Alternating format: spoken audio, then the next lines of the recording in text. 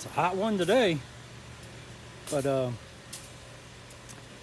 any rate, work still needs to get done.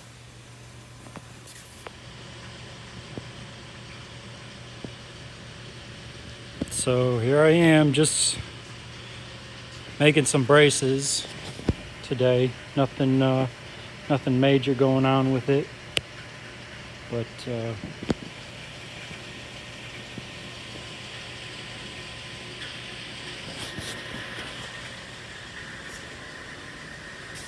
it's kind of where we're at with it.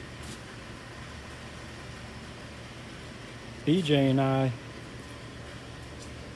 we built the frame, and then I had a couple of days off, and when I got back, those risers were put in, and the axles. That's not how those are going to go in. That was just an idea I had, but they're actually going to be laid flat and reinforced. So, but that's where we're at.